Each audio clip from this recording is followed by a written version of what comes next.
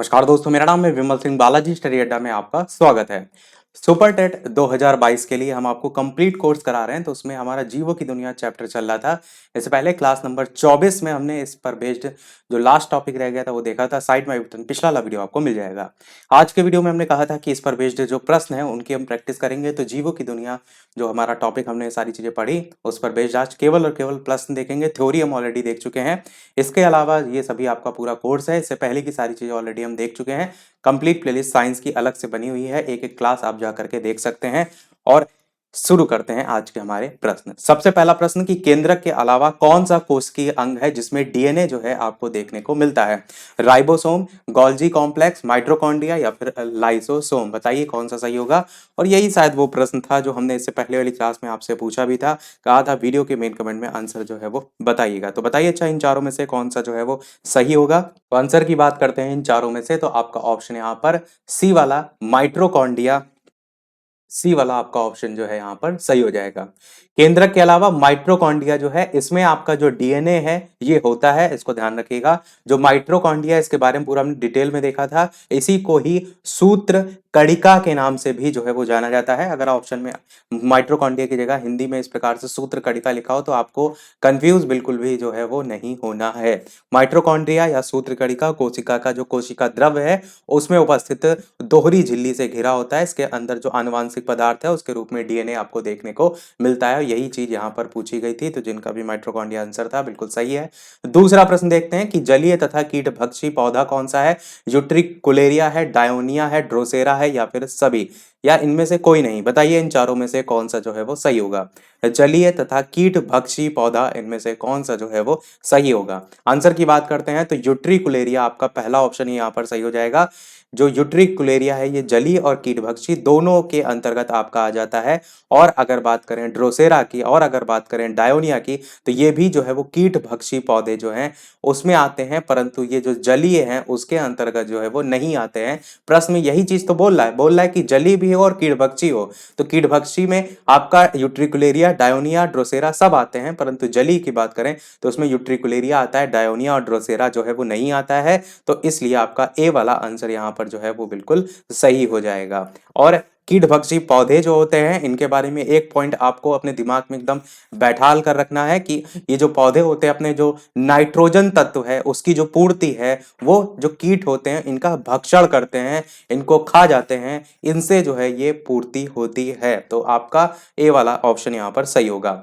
तीसरा प्रश्न कह रहा है इनमें से कौन सा वास्तव में मीन नहीं है? मीन का मतलब क्या होता है? मीन का मतलब आप जानते हैं मछली होता है। तो वही पूछा गया कौन सा नहीं है। फुफ्फुस मछली, रजत मछली, बिल्ली मछली या कुत्ता मछली? बताइए इनमें से कौन सा जो है वो सही होगा। ये क्वेश्चन एक बार यूपी टेट या सुपर टेट किसी में एक बार आ भी चुका है, तो वही से क्वेश्चन उठा के यहाँ सीधे रख दिया है। तो बताइए इनमें से कौन सा जो है वो सही होगा। आंसर की बात करते हैं तो यहाँ पर जो रजत मछली लिखा हुआ है ये मीन आपका एक कीट के अंतर्गत आता है। और ये किस संघ का है? तो ये आर्थ्रोपोडा संघ का है। आर्थ्रोपोडा आपको मैंने बताया भी था पूरा डिटेल में, इससे पहली वाली जस्ट क्लास में ही सारे संघ पढ़े थे हमने। तो संघ से एक नया क्वेश्चन जरूर आता है, तो आर्थ्रोपोडा संघ आपका यहाँ पर जो है वो सही होगा। और बाकी सभी जो है फुफ्फुस मछली, बिल्ली मछली, कुत्ता मछली, ये सभी मछली में ही आती हैं। तो आंसर यहाँ पर बी वाला आपका रजत मछली जो है वो बिल्कुल सही हो जाएगा। चौथा प्रश्न देखते हैं कि इनमें से सभी एक कोशिकीय हैं सिवाय, मतलब किसको छोड़कर बाकी सभी एक कोशिकीय हैं? युग्मज, युग्मनज, मुर्गी का अंडा, भ्रूण और पैरामीशियम। इस प्रकार से चार ऑप्शन दे रखे हैं। बताइए इनमें से कौन सा जो है वो सही होगा। मतलब कह रहे हैं कि बाकी तो सब एक कोशिकीय हैं, एक इनमें से कोई है जो एक कोशिकीय नहीं है। तो कौन सा है? क्लियर आपको दिख रहा है मुर्गी का अंडा एक कोशिकीय कब से होने लगा? ये आपका बहुकोशिकीय जो है उसमें आता है, बहुकोशिकीय संरचना होती है। और ये विदलन की अंतिम अवस्था होती है। इसमें पाया जाने वाला जो एल्बुमिन है वो आपका जो शेष भ्रूणी संरचना है उसका विकास करता है। या सीधे सीधे आपको पता होना चाहिए कि कौन कौन से एक कोशिकी में आते हैं। तो एक कोशिकी में आपका अमीबा हो गया, पैरामीशियम हो गया, आपका जीवाणु हो गया, युग्मज हो गया, भ्रूण हो गया, ये सब एक कोशिकी में आते हैं। तो ये सब आपके बाकी ऑप्शन है सब एक कोशिकीय हैं, बी वाला आपका एक कोशिकीय नहीं है। पांचवा प्रश्न देखते हैं कि कौन सा वैज्ञानिक है जिसने जंतुओं की पहचान के लिए तालिका जो है वो विकसित किया था? गोथे या फिर आपका क्यूवियर या फिर जॉन रे या फिर थियोफ्रेस्टस? बताइए इनमें से कौन सा जो है वो सही होगा। तालिका या की किसने जो है वो विकसित की थी? आंसर की बात करते हैं, इनकी पुस्तक भी मैंने आपको बताई थी हिस्टोरिया प्लांटेरम नाम से। तो आंसर की बात करते हैं, आपका जॉन रे जो है वो बिल्कुल सही होगा। इनकी पुस्तक आपकी इंपॉर्टेंट बहुत ज्यादा है, इनका नाम पुस्तक का जरूर ध्यान रखिएगा। पुस्तक का नाम क्या है? Historia plantarum. क्या नाम है पुस्तक का? Historia plantarum. हिस्टोरिया प्लांटेरम जो है ये आपका जो ये पुस्तक है, इसमें इन्होंने वर्गीकरण है उसके बारे में अपना जो मत है वो प्रस्तुत किया है। और आगे चल करके जो आधुनिक टैक्सोनॉमी है, मॉडर्न टैक्सोनॉमी जिसको हम कहते हैं, वही इसका आधार जो है वो बना था। जैसे क्या होता है ना कि किसी पर्टिकुलर पर्सन ने शुरुआत में थोड़ी बेसिक सी चीजें बता दी, फिर उसी की खोज के आधार पर और धीरे धीरे आगे चीजें विकसित होती गई। तो मॉडर्न टैक्सोनॉमी वहीं से धीरे धीरे आधार, उसको बेस जो है वो आपका मिला। अगला देखते हैं आपका प्रश्न नंबर छठा, कि यहां पर स्तंभ ए स्तंभ बी दे रखा है और इधर बताना है कौन सा मिलान होगा। तो एस्परजिलस, लैक्टोबैसिलस, पैरामीशियम, स्पाइरोगायरा। कौन इसमें शैवाल है, कौन जीवाणु है, कौन कवक है, कौन प्रोटोजोआ है, कौन विषाणु है। इस प्रकार से अलग अलग ऑप्शन आपको दे रखे हैं। तो सही मिलान करिए और इधर साइड में जो ऑप्शन दे रखे हैं उसके आधार पर बताइए कौन सा होगा। तो एस्परजिलस की बात करें तो ये आपका क्या है? ये आपका एक प्रकार का कवक है। तो ये क्या है? कवक है। लैक्टोबैसिलस मैंने आपको बताया है कि ये आपका किसमें? दही में देखने को मिलता है। तो ये फायदेमंद जीवाणु होता है और जीवाणु होता है आपका, तो जीवाणु वाले से मैच हो जाएगा। पैरामीशियम क्या है? तो पैरामीशियम आपका एक प्रोटोजोआ है, तो ये प्रोटोजोआ से मैच हो जाएगा। और स्पाइरोगैरा क्या है? तो स्पाइरोगैरा आपका जो है वो शैवाल है, तो ये आपका शैवाल वाले से मैच हो जाएगा। तो इस प्रकार से आपका सारों मैच हो जाएंगे। इन ऑप्शन में अगर आंसर की बात करें तो सबसे पहले देखिए किससे मैच हो रहा है? एस्परजिलस थर्ड वाले से हो रहा है। तो ए का थर्ड किसमें है? तो ए का थर्ड बी और सी दोनों में है, तो बी और सी में से ही होगा। बी में देखिए सेकंड दोनों में है, सी में देखिए फोर्थ दोनों में है। मतलब ए बी सी तीनों तक समान जा रहे हैं, मतलब ऑप्शन भी काफी अच्छा दिया गया, पर डी वाला फर्स्ट से मैच हो रहा है, तो इसलिए सी वाला आंसर यहाँ पर हो जाएगा। डी वाला फर्स्ट से मैच हो रहा है, तो ये सभी ध्यान रखिएगा क्या इनकी प्रकृति है, कैसे कौन सा मैच होगा, सी वाला आंसर होगा। बढ़ते हैं अगले प्रश्न की तरफ। अगला भी आपका सही मिलान से ही संबंधित है। एक तरफ लैक्टोबैसिलस, प्रोटोजोआ, राइजोबियम, विषाणु। तो लैक्टोबैसिलस हम देख के आए हैं, मैंने अभी बताया आपको दही के जमने से संबंधित आपका यही काम आता है जीवाणु, और फायदेमंद जीवाणु होता है, तो ये तो इससे मैच हो जाएगा। प्रोटोजोआ मैंने आपको बताया, पर यहां पर उस तरीके से ऑप्शन नहीं है, प्रोटोजोआ का अलग ऑप्शन दे रखा है, तो किससे मैच होगा? बिल्कुल मलेरिया फैलाता है प्रोटोजोआ, तो आपका प्रोटोजोआ मलेरिया से हो जाएगा। राइजोबियम जो है ये आपका क्या होता है? तो इसको मैंने बताया था ना, यहाँ से क्वेश्चन यूपी टेट में एक बार पूछा गया था, बहुत विवाद का विषय भी बना था। तो नाइट्रोजन स्थिरीकरण जो है राइजोबियम जो है इससे मैच हो जाएगा।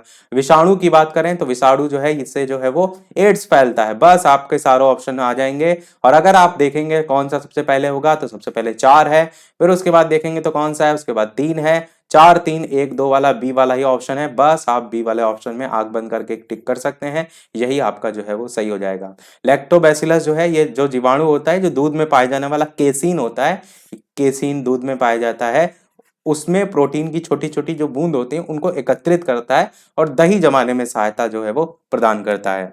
और मलेरिया आप जानते ही हैं, मलेरिया के बारे में मैंने आपको बताया है कि जो प्रोटोजोआ है इससे कैसे, तो मलेरिया जो है प्लाज्मोडियम फाल्सीफेरम नामक एक प्रोटोजोआ होता है। क्या नाम होता है? प्लाज्म, शॉर्ट में मैं यहाँ पर लिख देता हूँ, कौन सा? प्लाज्मोडियम के लिए मैंने पी लिख दिया है और एफ लिख दिया मैंने फाल्सीफेरम के लिए। तो ये एक प्रोटोजोआ होता है, इसी के कारण जो है वो मलेरिया फैलता है।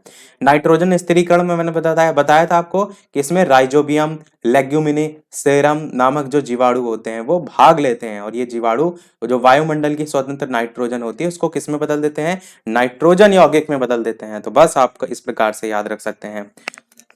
और अगर एड्स की बात करें तो आप वो तो जानते हैं कि विषाणु से होता है, तो बस यही आपका सही हो जाएगा। चलिए बढ़ते हैं अगले प्रश्न की तरफ, कि इनमें से कौन सी प्रक्रिया एक जीव में ऊर्जा उत्पन्न करती है? प्रस्वेदन, या फिर प्रकाश संश्लेषण, या फिर श्वसन, या फिर अंतः शोषण। बताइए कौन सा इनमें से जो है वो सही होगा? कौन सी प्रक्रिया है जो कि एक जीव में ऊर्जा उत्पन्न जो है वो करती है? आंसर की बात करते हैं इन चारों में से, तो आपको मैंने बताया था कि श्वसन प्रक्रिया, इसके टाइप्स भी मैंने आपको बताए थे। तो श्वसन आपका सही होगा, जब जीवधारी जो होते हैं उसमें घटित होने वाली जो श्वसन प्रक्रिया होती है, श्वसन के अंतर्गत गैसों का विनिमय होता है, ऑक्सीजन और कार्बन डाइऑक्साइड का, और जो भोज्य पदार्थ होते हैं उनका क्या होता है? ऑक्सीकरण होता है। और जो ग्लूकोज होता है उसके ऑक्सीकरण द्वारा ऊर्जा, मैंने आपको ग्लूकोज किस प्रकार से बनता है पूरा प्रकाश संश्लेषण वाले जो आपकी रिएक्शन थी वो भी बताई थी, उसको भी आपको पता होना चाहिए। C6H12O6 ग्लूकोज जो है आपका, तो इसको भी पता होना चाहिए। और श्वसन के अगर टाइप्स की बात करें तो दो टाइप होते हैं, एक आपका होता है वायवीय श्वसन और दूसरा होता है अवायवीय श्वसन। थ्योरी हमने पूरा इन दोनों को सबको डिटेल में ऑलरेडी पिछले वीडियोस में देख लिया है। अगला देखते हैं, इनमें से जंतुओं में से रोमंथी यानी कि रूमिनेंट जंतुओं का समुच्चय आपको बताना है। भैंस, गाय, हिरन और बिल्ली, भैंस, हिरन, भैंस, गाय, कुत्ता, गाय, हिरन, कुत्ता। बताइए कौन सा इनमें से सही होगा। वीडियो सभी लोग लाइक अवश्य करते रहिएगा, आपके लिए यहाँ ढेर सारी मेहनत की जा रही है, तो एक लाइक तो आपका वीडियो पर बनता ही है। तो बताइए कौन सा इनमें से जो है वो सही होगा। आपको बताना है रोमंथी या रूमिनेंट जंतुओं का समूह। आंसर की बात करते हैं तो यहाँ पर आपका पहला ही ऑप्शन भैंस, गाय, हिरन जो है आपका सही होगा। अब आपके दिमाग में यह आएगा कि रूमिनेंट होता क्या है, रोमंथी होता क्या है। तो जो पशु जो है वो जुगाली करते हैं, जुगाली आपने देखा है कि जो पशु होते हैं मुंह चलाते रहते हैं, उनके मुंह से झाग टाइप का निकलता रहता है, तो वो जुगाली करते हैं। तो जो जुगाली करने वाले पशु होते हैं उनको या जंतु होते हैं उनको हम कहते हैं रोमंथी या रूमिनेंट। इस प्रकार के जो जंतु होते हैं उसमें भैंस भी आता है, गाय भी आता है। भैंस गाय तो आपने खुद देखा है, पर हिरन को नहीं देखा होगा, तो हिरन भी आपको याद रखना है। ऑप्शन ऐसे भी बन सकता है कि इनमें से कौन सा रूमिनेंट जंतु जो है वो नहीं है। और इनके पाचन क्रिया में कुछ विशेषता पाई जाती है। इनका जो अमाशय होता है उनको 4 भागों में जो है वो बांटा जाता है, ये भी आप याद रख सकते हैं। अगला देखते हैं प्रश्न नंबर 10 कि मेढक और केचुआ दोनों अपनी त्वचा से श्वसन करते हैं। ये दोनों पॉइंट मैंने आपको बताए थे त्वचा से श्वसन के अंतर्गत। क्वेश्चन आपसे एक बार पूछा भी जा चुका है श्वसन से संबंधित, त्वचा से श्वसन से संबंधित। तो वही पूछा गया है कि मेढक और केचुआ दोनों अपनी त्वचा से श्वसन करते हैं। यही कारण है कि दोनों जीवों की त्वचा होती है। तो त्वचा उनकी कैसी होती है, शुष्क और रुक्ष होती है, शुष्क और श्लेष्मीय होती है, आर्द्र और रुक्ष होती है, या आर्द्र और श्लेष्मीय होती है। तो बताइए कौन सा इनमें से सही होगा, उनकी त्वचा कैसी होती है। आंसर की बात करते हैं तो आपका ऑप्शन यहाँ पर डी वाला आर्द्र और श्लेष्मीय आपका जो है वो सही हो जाएगा।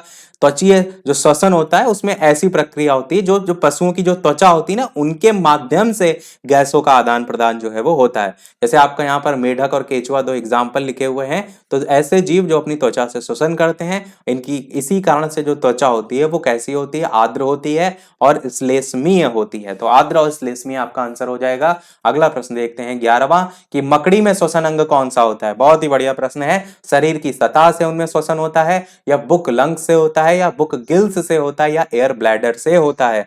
बताइए इनमें से कौन सा जो है आपका जो है वो सही होगा। मकड़ी में जो श्वसन अंग होता है वो इनमें से जो है वो क्या होता है।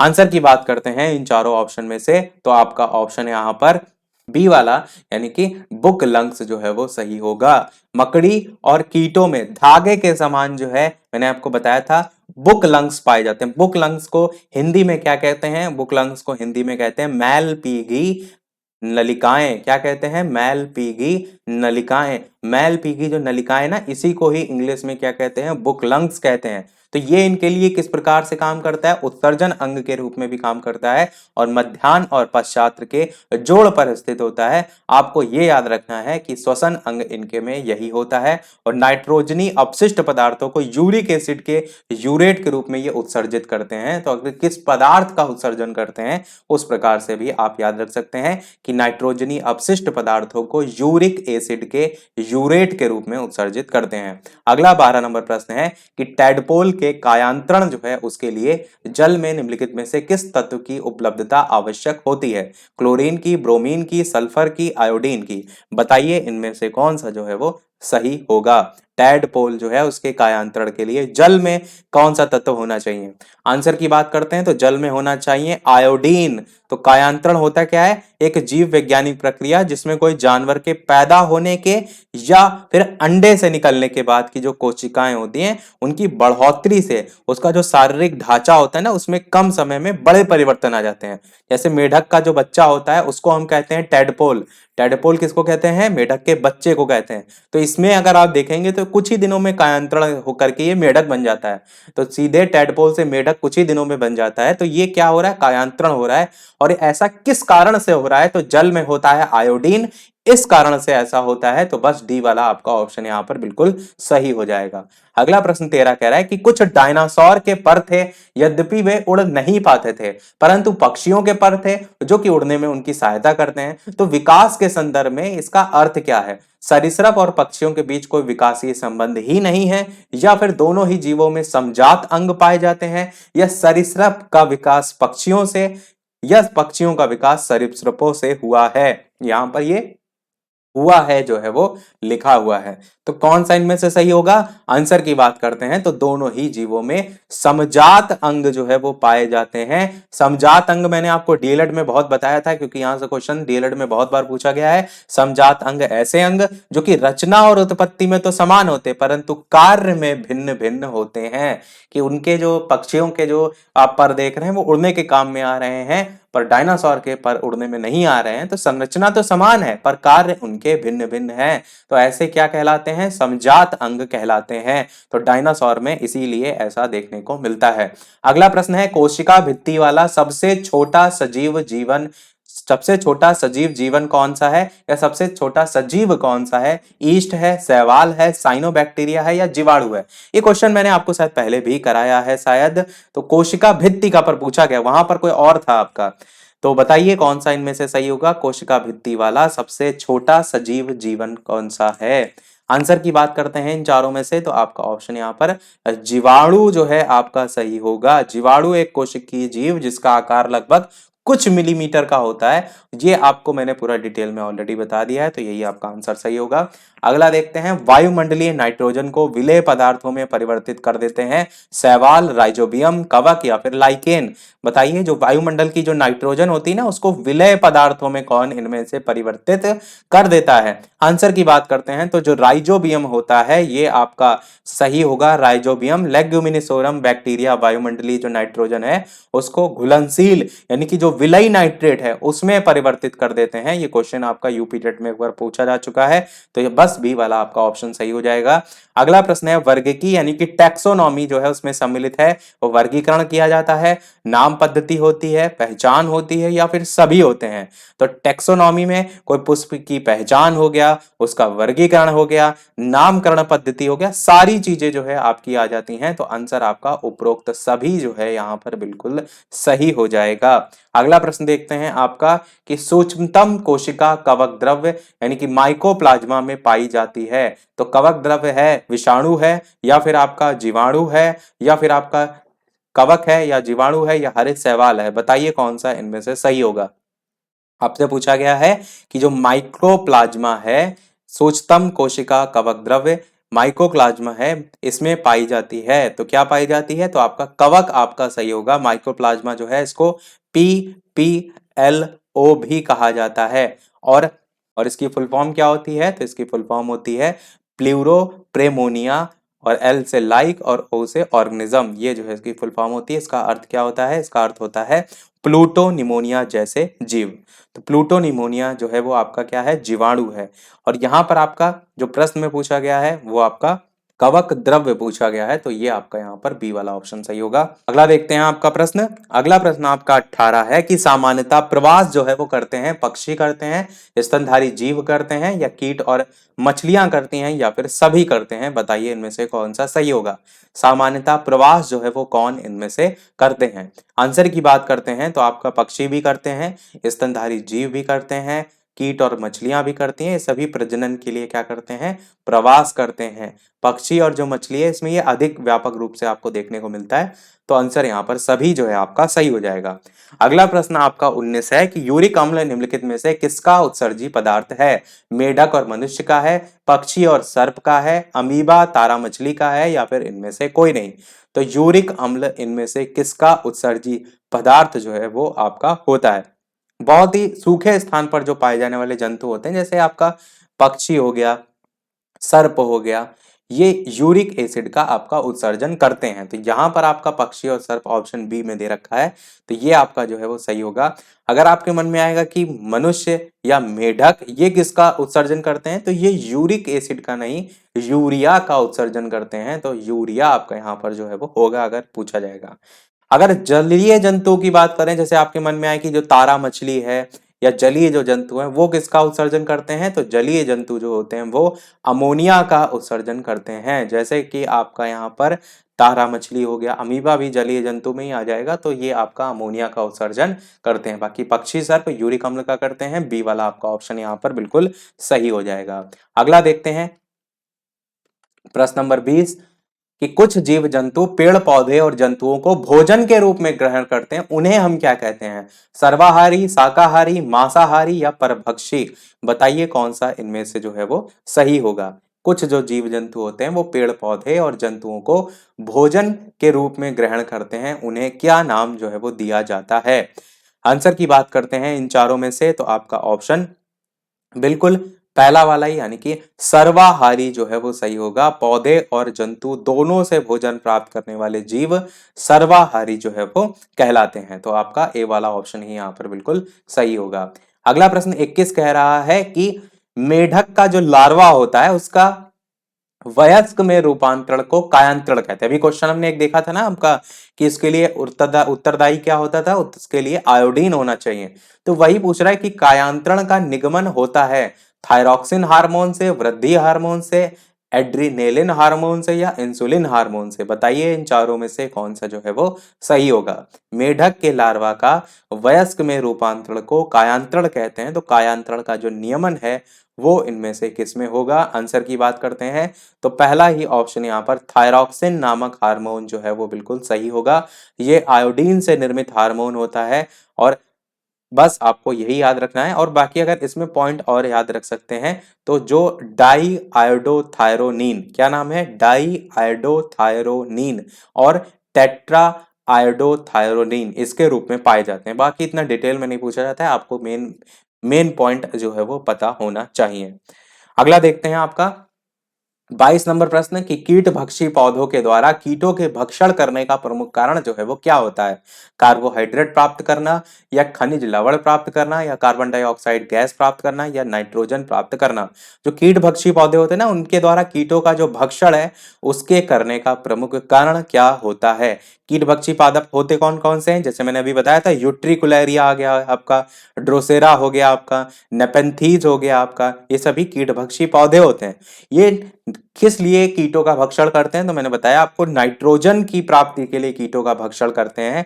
और वही चीज यहां पर पूछा गया है कि कीटों के भक्षण करने का कारण क्या होता है? तो आप क्या कहेंगे? नाइट्रोजन प्राप्त करना। डी वाला आपका ऑप्शन बिल्कुल यहां पर सही हो जाएगा। अगला प्रश्न देखते हैं 23 नंबर, इनमें से कौन संसार में सबसे अधिक तीव्रता से काटता है? अफ्रीकी बिच्छू, पनामा की दीमक, ऑस्ट्रेलिया की गिलहरी, भारतीय कोबरा? ये एक बार एसएससी के एग्जाम में बहुत पहले पूछा गया था, वही यहाँ पर रिपीट आपको देखने को मिल रहा है। अधिकतर क्वेश्चन ऐसे होते हैं जो किसी न किसी एग्जाम में पूछे जाते हैं और वही रिपीट होते रहते हैं नए क्वेश्चन बनने की बजाय, करंट अफेयर को अगर छोड़ दिया जाए तो इन चारों में से कौन सा सही होगा? आंसर की बात करते हैं तो आपका ऑप्शन यहाँ पर पनामा की दीमक आपका जो है वो सही होगा। ये संसार में सबसे अधिक तीव्रता से काटता है, पनामा की दीमक। अगला देखते हैं 24 नंबर प्रश्न, सेकंड लास्ट होगा, 25 लास्ट प्रश्न है कि कौन सा जीवित पक्षी विश्व का सबसे छोटा अंडा देता है?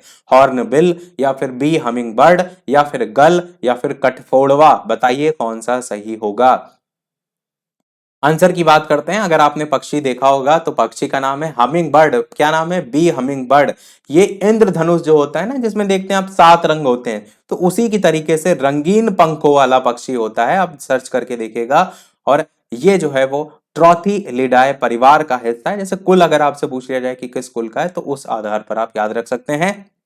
इसके अलावा हमिंग बर्ड को विश्व का सबसे छोटा पक्षी, सबसे छोटा अंडा देने वाला पक्षी इसके रूप में जो है वो जाना जाता है। कहां पर पाया जाता है? तो जो चिली है उसके वनों में देखने को जो है ये मिलता है। कहां पर? चिली के वनों में देखने को मिलता है। अगला और इस वीडियो का लास्ट प्रश्न देखते हैं, इसके बाद एक प्रश्न हम आपसे भी पूछेंगे कि एक ही समय दोनों तरफ कौन सा प्राणी देख सकता है? बताइए। ये सीटेट में क्वेश्चन ज्यादा पूछा जाता है। गिरगिट, छिपकली, सर्प या कछुआ? बताइए कौन सा सही होगा। बाकी इस चैप्टर में भी आपका ये है। एक ही समय दोनों तरफ कौन सा प्राणी देख सकता है?